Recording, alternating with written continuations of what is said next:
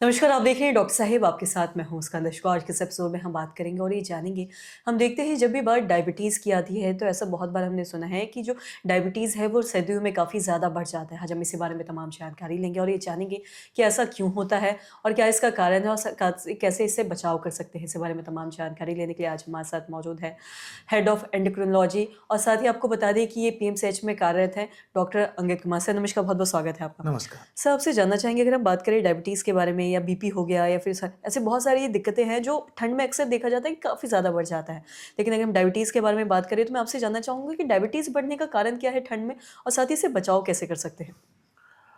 मुस्कान, बहुत अच्छा प्रश्न आपने पूछा है। जब भी सर्दियाँ आती हैं, तो सर्दियाँ अपने साथ बहुत सारी चैलेंजेज़ को लेके आती हैं। सर्दियों में बिकॉज़ सर्दियाँ भी एक तरह का स्ट्रेस है, कॉर्टिसोल हार्मोन का लेवल बढ़ना स्टार्ट हो जाता है और जब भी शरीर में कॉर्टिसोल बढ़ेगा, हमारा ब्लड शुगर लेवल बढ़ते जाएगा। इसके अलावा जो सर्दियों के वजह से जो फिज़िकल एक्टिविटी हमारी होती है, लोग टहलना बंद कर देते हैं। सर्दियाँ मौसम ऐसी है कि लोग का खान-पान बढ़ जाता है। चाहे हम लोग बिहारी लोग हैं तो बिहार में तिलकुट खाने का समय है, जितनी भी गर्म चीज़ें हैं खाने का समय है, लोग का खान-पान इसमें सर्दियों में बढ़ने लगता है।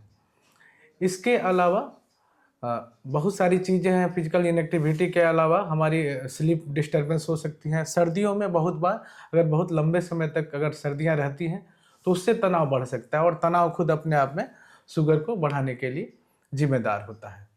जी। और साथ ही अगर हम डायबिटीज़ के बारे में बात करें, तो मैं देखती हूँ कि जब भी तिलकुट की ही आपने बात की है और ठंडियों में अक्सर लोग हैं जो अल्कोहल का सेवन ज़्यादा करते हैं, नॉन-वेज का सेवन ज़्यादा करते हैं, मीठी चीज़ों के बारे में जैसे आपने तिलकुट ये सब भी कहा है।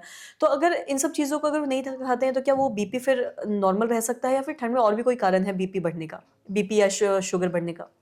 जैसा कि मैंने बताया कि एक तो कोर्टिसोल लेवल का की वजह से और फिजिकल इनएक्टिविटी, डाइट के एक्सेस से शुगर बढ़ता है। सिमिलरली ब्लड प्रेशर भी ठंडों में बढ़ जाता है। उसकी 2 वजह है।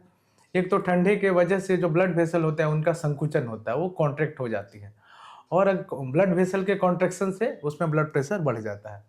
इसके अलावा ठंडे में क्या होती है कि ब्लड की जो थिकनेस होती है, मेडिकल की भाषा में जिसको हम लोग विस्कोसिटी बोलते हैं, वो बढ़ जाती है, उससे भी ब्लड प्रेशर बढ़ सकता है।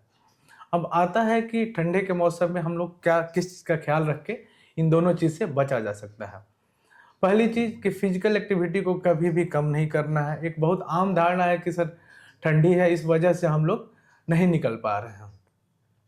तो मेरी सलाह रहेगी कि ठंडी को बहाना न बनाएं। कोशिश करें कि जब भी धूप हो, दोपहर में धूप हो तो आप दोपहर में जाके टहल सकते हैं। इसके अलावा यदि शीतलहरी हो, आप नहीं निकल पा रहे हो, तो कोशिश करें कि इंडोर में ही हम लोग स्ट्रेचिंग कर सकते हैं, योगा कर सकते हैं। इस चीज़ का ख्याल रखें। सर्दियों में चूँकि ब्लड शुगर बहुत ज़्यादा बढ़ जाती है, तो नियमित रूप से शुगर अपना चेक कराते रहें, दवाओं को समय से खाएँ और खान-पान को नियंत्रण में रखें। एक और चीज़ें हैं जिसको सर्दियों में बढ़ने का बहुत हाई रिस्क है, आपका डायबिटिक है तो आपका फुट केयर खराब हो सकता है, पाँव खराब हो सकता है।